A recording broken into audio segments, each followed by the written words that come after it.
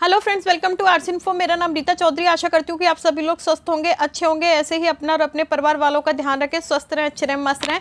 और आज का एमसीक्यूज ऑफ वास्कुलर एक्सिस के ऊपर सेकंड वीडियो है।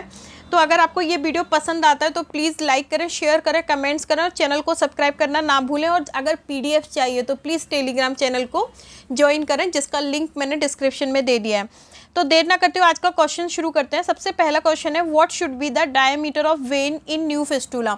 मतलब कि अगर कोई न्यू फिस्टुला बनता है या बनने जा रहा है तो उसमें जो न्यू फिस्टुला जो होता है उसके लिए वेन का जो डायमीटर है वो कितना होता है। ठीक है, तो वो होता है 2.5 mm में 2.5 और सेंटीमीटर में 0.25 सेंटीमीटर। ओके, नेक्स्ट क्वेश्चन हम लेते हैं। Where we can insert haemodialysis catheter for haemodialysis. मतलब क्या है इसका कि हम हीमोडायलिसिस कैथेटर को कहाँ पर लगा सकते हैं हीमोडायलिसिस करने के लिए। जब हमारा फिस्टुला नहीं बना होता तो दैट टाइम हम एक कैथेटर पुट करते हैं, जिसकी पिक्चर मैं आगे दिखाऊंगी। तो वो कैथेटर कहाँ कहाँ पर हम इंसर्ट कर सकते हैं या प्लेस कर सकते हैं बॉडी में डायलिसिस करने के लिए। तो वेन इन द नेक मतलब गर्दन की नस में, या फिर when in the chest chest की नस में, या फिर when in the upper leg की वेन में या नस में। ठीक है, all of the above D answer. तो इसका जो आंसर होगा वो क्या होगा, ऑल ऑफ द एबव। हम गर्दन में भी प्लेस कर सकते हैं, जिसको हम जुगलर कैथेटर बोलते हैं, और चेस्ट में भी प्लेस कर सकते हैं, जिसको हम परमा के नाम से जानते हैं, और अपर लेग पर भी, जिसको हम फिमोरल के नाम से जानते हैं। तो तीनों जगह हम कैथेटर को इंसर्ट कर सकते हैं। नेक्स्ट क्वेश्चन है हमारा, how can check your thrill each day by monitoring of fistula. अब हमें कैसे पता चलेगा जब फिस्टुला बन जाता है कि हमारा फिस्टुला प्रॉपर वर्क कर रहा है कि नहीं कर रहा है। तो उसके लिए दो चीज़ बनाई गई हैं कि हम ब्रूट के थ्रू और थ्रिल के थ्रू पता कर सकते हैं कि हमारा प्रॉपर फिस्टुला वर्क कर रहा है कि या नहीं। तो वो थ्रिल हमें कैसे फील होगी, वो थ्रिल हमें फील के थ्रू फील होगी। ठीक है, जब हम फिस्टुला के ऊपर हाथ रखते हैं तो हमें एक झंझनाहट सी जो सुनाई देती है। अगर वो झंझनाहट, अगर आप प्रॉपर हाथ रख के और अगर आप फील करेंगे, अगर उस झंझनाहट में गड़बड़ है, मतलब फीलिंग अप एंड डाउन जा रहा है, कुछ तरीके होते हैं कि जिससे हम आइडेंटिफाई कर सकते हैं कि इसकी फीलिंग बैल नहीं है, इसकी फीलिंग इक्वली है या अनइवन फील हो रही है। तो उस बेस पे हम क्या फाइंड आउट करते हैं कि हमारा फिस्टुला प्रॉपर वर्क कर रहा है या नहीं। अगर इक्वल फीलिंग आ रही है, इट मीन्स कि फिस्टुला प्रॉपर वर्क कर रहा है हमारा नया फिस्टुला, और अगर नहीं है ऐसा तो फिस्टुला प्रॉपर वर्क नहीं कर रहा है। तो ये हम जो थ्रिल है वो हम किसके थ्रू फील करते हैं, फील के थ्रू। ठीक है, नेक्स्ट क्वेश्चन हमारा आता है कि how can check your bruit each day by monitoring of fistula. मतलब कि हम ब्रूट को फिस्टुला की मॉनिटरिंग के लिए कैसे चेक कर सकते हैं। तो वो हमें साउंड के थ्रू, जो स्टेथोस्कोप आता है, हम फिस्टुला के ऊपर वो स्टेथोस्कोप रखेंगे और इसकी ब्रूट की एक साउंड होती है, उस साउंड को हमें सुनना होता है। अगर वो साउंड प्रॉपर है, इट मीन्स कि हमारा फिस्टुला प्रॉपर वर्क कर रहा है, और अगर नहीं है, अनइवन है, तो दैट मीन्स कि हमारा फिस्टुला प्रॉपर वर्क नहीं कर रहा है। नेक्स्ट क्वेश्चन आता है, what is the diameter of 16 gauge and 17 gauge needle. जब हमारा फिस्टुला बन जाता है तो स्टार्टिंग में हम लोग जनरली स्टार्टिंग में क्या, इंडिया में तो मोस्ट प्रोबेबली हम लोग 16 या 17 गॉज का निडल यूज़ करते हैं। तो दैट सिचुएशन में जो फिस्टुला निडल होती है उसका डायामीटर कितना होता है, 1.65 या 1.47 mm या 1.47, 1.65 या 1.8, 1.65 या 2 mm और 1.8 mm। तो देखिए इसका जो आंसर होगा, 16 गॉज की निडल के लिए 1.65, ठीक है, 17 गॉज की निडल के लिए 1.75 mm होता है। तो इसका आंसर क्या होगा, ए। नेक्स्ट क्वेश्चन है हमारा, what is an aneurysm in dialysis. Aneurysm क्या है डायलिसिस में। ये क्वेश्चन मैं पहले भी दे चुकी हूँ, लेकिन क्योंकि वास्कुलर एक्सिस पढ़ा रही हूँ तो मुझे यहाँ देना पड़ेगा। तो देखिए एन्यूरिज्म क्या है कि अगर आपको पता चले, मैं आपको पिक्चर भी दिखा देती हूँ। पहले यहाँ से देखते हैं कि it is a week spot of wall of vascular axis. ये एक वास्कुलर एक्सिस जो कि फिस्टुला है या वास्कुलर एक्सिस है, उसका एक वीक स्पॉट है। ठीक है, या बीक बॉल, एक दीवार जो वास्कुलर एक्सिस हमारा बना हुआ है, वास्कुलर एक्सिस, उसकी दीवार का एक बहुत ही मतलब कमज़ोर हिस्सा है। ये बोल सकते हैं। And ballooning of week spot, अब वो जो वीक स्पॉट है उसके ऊपर अगर गुब्बारे जैसी या सूजन जैसी कुछ निकल आता है, जैसे कि स्वेल हो जाता है वो गुब्बारा, जो वीक स्पॉट है उसकी स्किन थिन हो जाती है और वो ऊपर तक आज हमें दिखाई देता है जैसे गुब्बारे जैसा फूला हुआ, तो वो भी क्या है, हमारा एन्यूरिज्म है। या फिर a narrow spot in BECIL, narrow spot जो होता है बेसिल्स का वो है एन्यूरिज्म।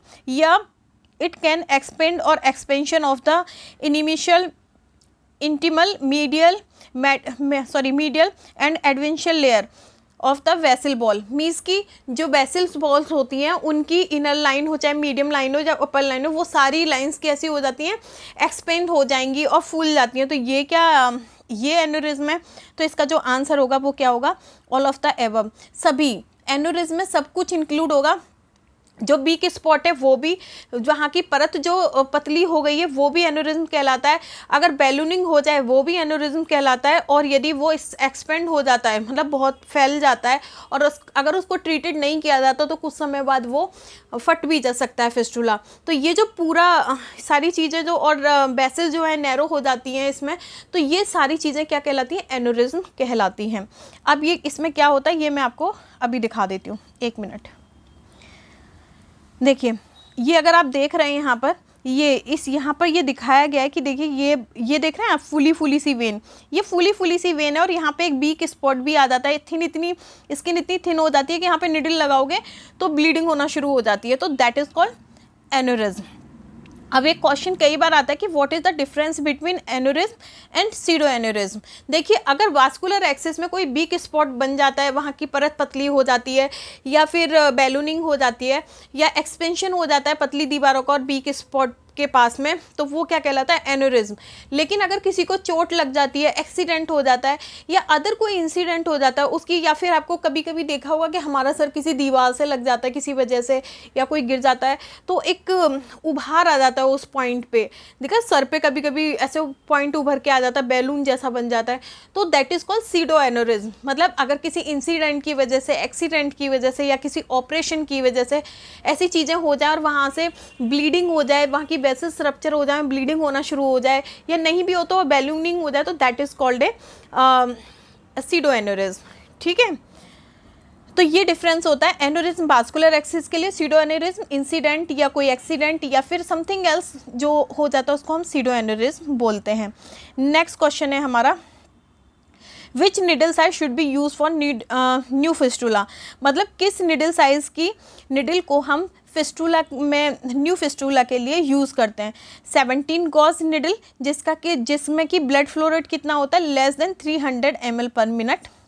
16 गॉज निडल को हम यूज़ करते हैं क्या, जिसका ब्लड फ्लो रेट कितना होता है, 300 ml per minute. 15 gauge needle को यूज़ करते हैं जिसका ब्लड फ्लो रेट क्या रहता है हमारा, greater than 350 to 450 ml per minute. ठीक है, या फिर हम 14 गॉज नीडल को यूज़ करते हैं greater than 450 ml per minute. तो देखिए हम जो नए फिस्टुला के लिए इंडिया में, नए फिस्टुला बनने के बाद भी इंडिया में तो हम लोग 16 और 17 गॉज की नीडल को ही यूज़ करते हैं। तो इसका जो आंसर होगा वो क्या होगा, E, both A and B. Blood flow rate में इसलिए ले आई क्योंकि कभी कभी क्वेश्चन आ जाता है तो आप देख सकते हैं। नेक्स्ट क्वेश्चन है, when calculating an ABF and ABG the needle tip of arterial and venous should be how many inches apart. मतलब चाहे आप ABF को, मतलब या तो फिस्टुला को आप कैनुलेट कर रहे हैं निडल के थ्रू या फिर आप ग्राफ्ट को कैनुलेट कर रहे हैं निडल के थ्रू, तो दोनों निडल के बीच में जो आप आर्टी और वीनस की फिस्टुला निडल लगा रहे हैं उनके बीच में कितना गैप होना चाहिए। तो देखिए एटलीस्ट 2 इंच गैप दोनों निडल के बीच में होना चाहिए। इसके अलावा needle stick side should be at least 1/4 inch from the site of use two time before. मतलब एक बार अगर एक निडल यहाँ लगा ली, सेकंड टाइम अगर आप लगा रहे हैं उस निडल को, तो इस निडल के मतलब मानिए कि ये आर्टीरियल और वेनस के बीच में तो 2 इंच का डिस्टेंस हो गया। ठीक है, अब मानिए इसी आर्टरी निडल को आप दोबारा से, मतलब सेकंड टाइम कोई पेशेंट आया तो यहाँ पर आपको निडल लगाना, तो आप यहाँ ना लगा के कम से कम उसके बीच में 1/4 इंच का गैप होना चाहिए जहाँ पहले निडल लगी है। ठीक है, तो जो इसका आंसर होगा वो क्या होगा, both A and B. Next question आता है हमारा, how do you pull a dialysis needle. अब जब हमारी डायलिसिस होती है, हीमोडायलिसिस होती है, तो दैट टाइम जो फिस्टुला निडल होती है उसको हम किस वे में निकालना चाहिए, क्या मैनर है। ऐसा नहीं है कि आर्टीरियल को निकाल दिया, विनस को निकाल दिया, नहीं, इसका भी एक प्रोसीजर होता है। इसका प्रोसीजर क्या होता है कि हमेशा निडल को स्लोली निकालना चाहिए। जैसे फर्स्ट ऑप्शन में दिया है, the needle should always be withdrawn slowly, मतलब धीरे धीरे निकालें। दूसरा क्वेश्चन क्या दिया, दूसरा जो ऑप्शन है उसमें क्या लिखा हुआ है कि वीनस निडल को सबसे पहले निकालना चाहिए। आर्टीरियल निडल को पहले नहीं निकालना चाहिए, वीनस निडल को निकालना चाहिए। उसके बाद 10 to 15 मिनट वेट करना चाहिए, जिससे कि जो निडल आपने निकाली है उस वहाँ पर रुधिर का थक्का जम जाए या वहाँ पर क्लॉटिंग हो जाए। आफ्टर दैट आप आर्टीरियल निडल को रिमूव करेंगे, ठीक है। और जिस एंगल पे आप निडल लगा रहे हैं, फिस्टुला निडल को जिस एंगल से लगाया जाता है, जैसे कि फिस्टुला निडल को लगाने का एंगल क्या है, 25 degree to 35 degree, 25 degree to 35 degree के एंगल पे हम फिस्टुला निडल को लगा रहे हैं। तो अगर आपने 25 डिग्री के एंगल पे निडल को लगाया तो इसी एंगल को मेंटेन करते हुए आप निडल को रिमूव भी करेंगे, ठीक है। दूसरा क्या है कि जब आप निडल को, ये जो निडल है अगर आप इसे निकाल रहे हैं तो यहाँ के ऊपर या जब आप गॉज रखेंगे तो उस गॉज पे जब तक प्रेशर अप्लाई नहीं करेंगे जब तक कि ये पूरी निडल बाहर ना आ जाए, ठीक है। तो इसका जो आंसर होगा ऑल ऑफ द एबव होगा। नेक्स्ट क्वेश्चन हमारा आता है कि which type of dialysis catheter is mostly recommended for dialysis patient. देखिए, अगर किसी पेशेंट को किडनी की प्रॉब्लम हो जाती है तो सबसे पहले कौन सा कैथेटर उसके लिए हम रिकमेंड करेंगे यूजली, तो वो क्या है, हमारा इंटरजुगुलर कैथेटर को हम प्रेफर करते हैं। मतलब डॉक्टर वगैरह बोलते हैं कि आप जुगुलर कैथेटर करवा लो बजाय फीमोरल और परमाकैथ के, ठीक है। अब एक क्वेश्चन बहुत आ जाता है, मैंने देखा है कि does a permacath is a tunnel catheter. Permacath क्या टनल कैथेटर है? हाँ, परमाकैथ टनल कैथेटर है, क्योंकि जो टनल कैथेटर की जितनी भी जो शर्तें होती हैं या जैसा परमाकैथ होता है वो सारी रिस्पॉन्सिबिलिटी या सारी खूबियाँ ये परमाकैथ पूरी करता है, इसलिए इसको हम टनल कैथेटर कहते हैं। अब टनल कैथेटर कैसा होता है, कैसे बना होता है, ये मैंने पहले वीडियो में दे रखा है, तो प्लीज़ आप उसको देख सकते हैं। और यहाँ पे थोड़ा सा मैंने लिखा हुआ है वो आप पढ़ सकते हैं। मेरे पास अभी टाइम इतना नहीं है जो कि मैं एक्स्ट्रा ज़्यादा आपको बता सकूँ, ये मैंने परमाकैथ आपको दिखा दिया है। नेक्स्ट क्वेश्चन है हमारा, how long we should remove a internal jugular line. मतलब हमको जुगुलर लाइन जो है, अगर गले में जो लाइन पड़ती है उसको कम से कम कितने दिनों में मतलब निकाल देना चाहिए। तो उसका जो टाइम है वो 1 to 2 वीक का है, कि 1 से 2 वीक के अंदर अंदर उसको रिमूव कर देना चाहिए। लेकिन अगर यहाँ पे अगर वो ये बोलता है कि आपको कितने दिन तक रखना चाहिए, मैक्सिमम हम उसे कितने दिन तक रख सकते हैं, तो वो टाइम क्या है आपका 2 वीक टू 4 वीक, मीन्स कि 15 दिन से 1 महीने तक हम उसे रख सकते हैं। नेक्स्ट आता है, how long we should remove permacath. Permacath को हमें कितने समय में निकाल देना चाहिए, रिमूव कर देना चाहिए। मोर देन 3 वीक्स में, हाँ ये ठीक है। लेस देन 4 वीक में हमें निकाल देना चाहिए। तो इसका आंसर क्या होगा, both A and B. More than 3 week तक हम इसे रख सकते हैं और लेस देन 4 वीक तक, मतलब 4 वीक से ज़्यादा नहीं होना चाहिए और 3 वीक से कम रहे या ज़्यादा रहे ये चल जाएगा, लेकिन 4 वीक से ज़्यादा हम इसे नहीं रखना चाहिए, इसे रिमूव कर देना चाहिए according to study. How long do you remove femoral. अब फीमोरल को कितने समय में रिमूव करना चाहिए, तो देखिए फीमोरल को विद इन ए वीक निकाल देना चाहिए, ठीक है। ज़्यादा से मैक्सिमम इसका जो टाइमिंग है वो क्या है, 1 वीक। 1 वीक के अंदर अंदर आपको फीमोरल को आउट कर देना चाहिए।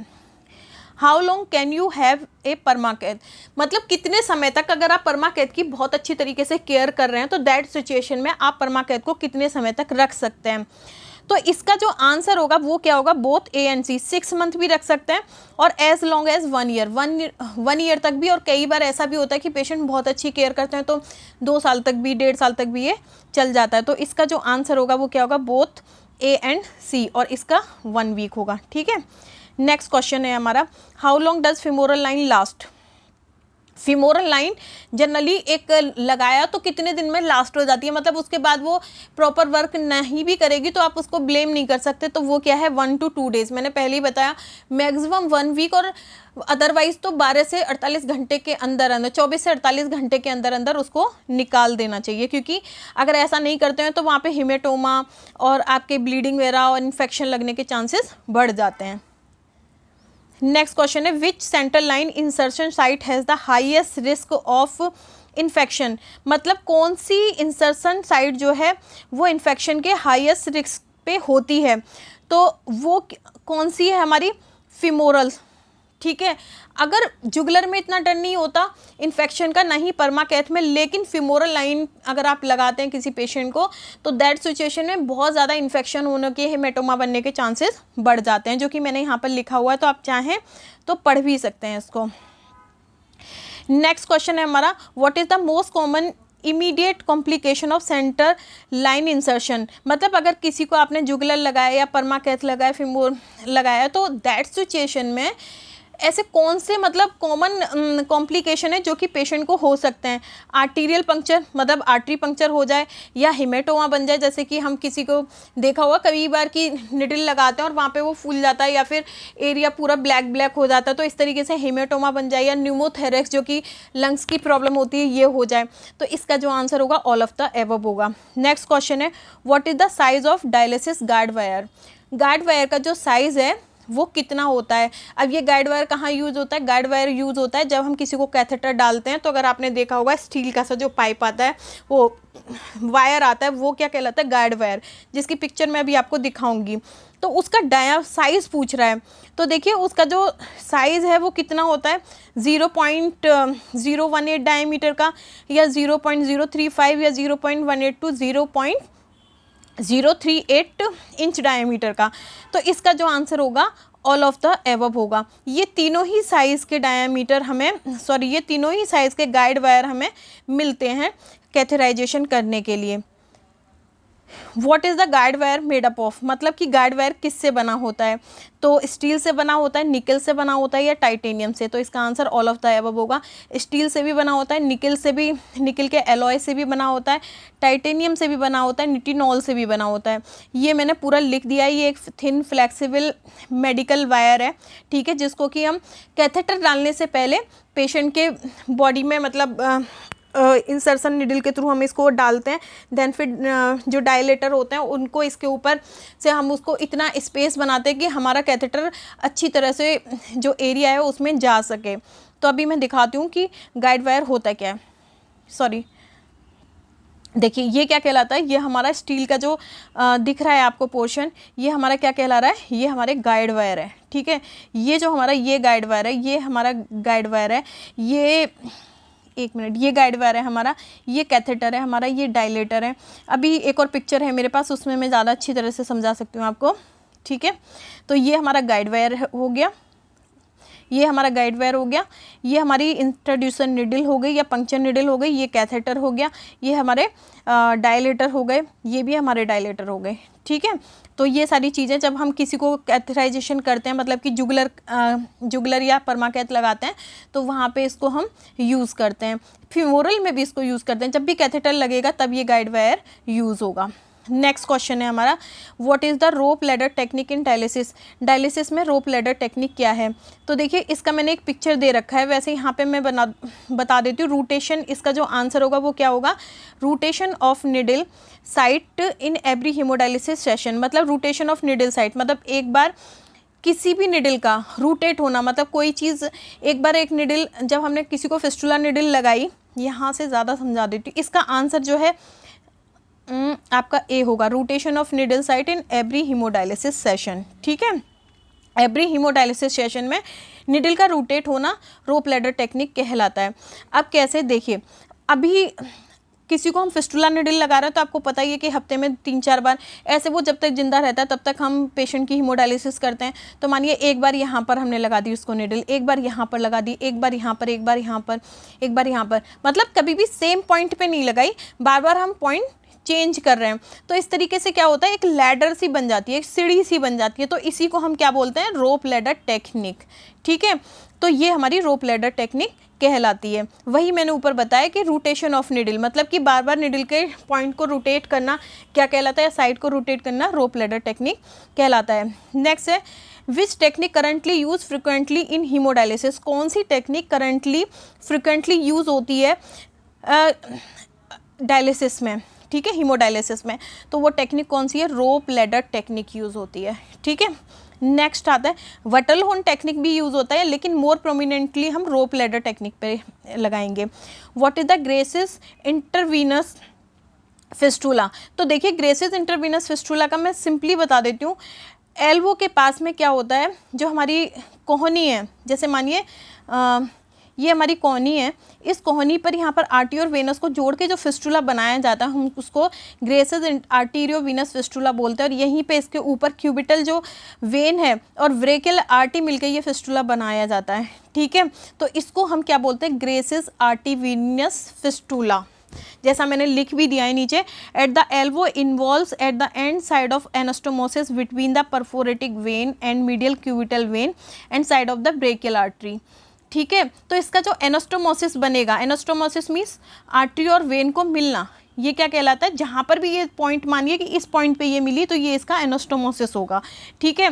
तो ये कहाँ होगा? बिलो द एल्बो प्रेजेंट होगा।